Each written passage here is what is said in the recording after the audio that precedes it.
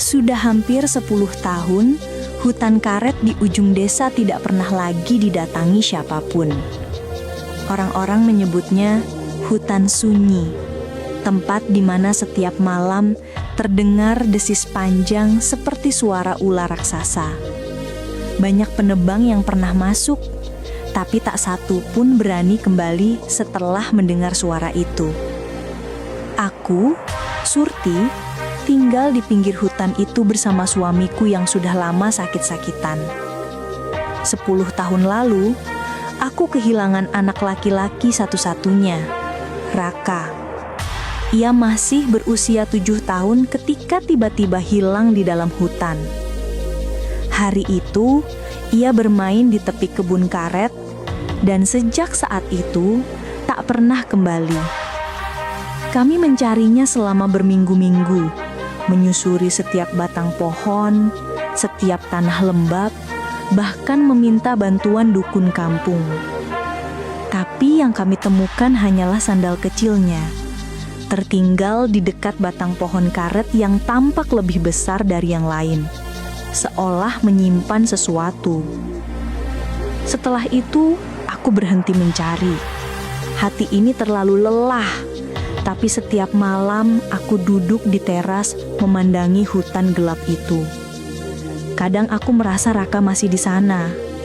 Kadang aku bermimpi ia memanggil, "Bu, jangan takut ya, aku di sini." Tapi ketika aku terbangun, hanya ada suara jangkrik dan desis panjang dari dalam hutan. Orang-orang bilang, di hutan itu ada ular hijau besar, penunggu yang sangat tua. Badannya sebesar pohon, matanya menyala kehijauan, dan siapapun yang menatap matanya akan lupa jalan pulang. Namun bagiku, anehnya, setiap kali suara desis itu terdengar, aku merasa tenang, bukan takut. Seperti ada sesuatu yang familiar di dalamnya. Suatu malam, setelah suamiku meninggal, aku memberanikan diri masuk ke hutan itu. Aku membawa lentera kecil dan foto Raka yang sudah kusam. Angin berhembus pelan, aroma getah karet tercium tajam. Setiap langkah membuat dedaunan kering berderak. Dan semakin jauh aku melangkah, semakin jelas suara desis itu terdengar. Lembut, panjang, seolah memanggilku. Tiba-tiba, di antara kabut tipis, aku melihat sesuatu bergerak perlahan. Seekor ular hijau raksasa muncul dari balik pepohonan. Matanya berwarna keemasan, berkilau di bawah sinar bulan. Aku terpaku, tapi tidak bisa lari. Ular itu tidak menyerang, malah berhenti di depanku, menatapku lama.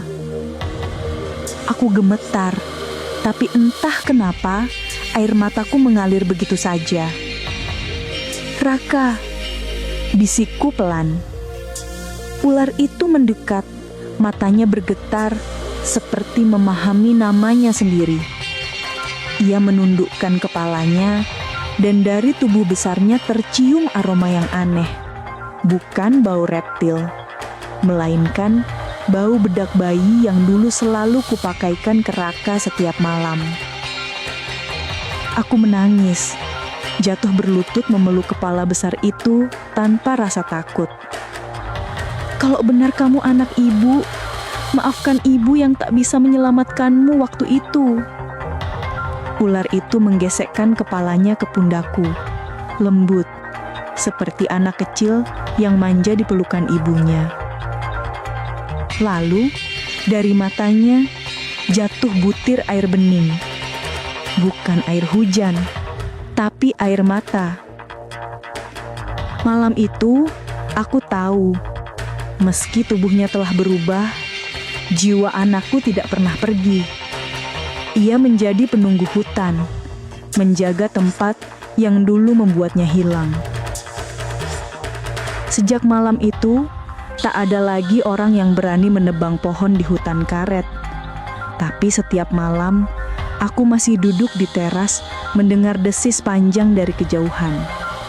Aku tahu, itu Raka yang masih menjaga ibunya dari jauh.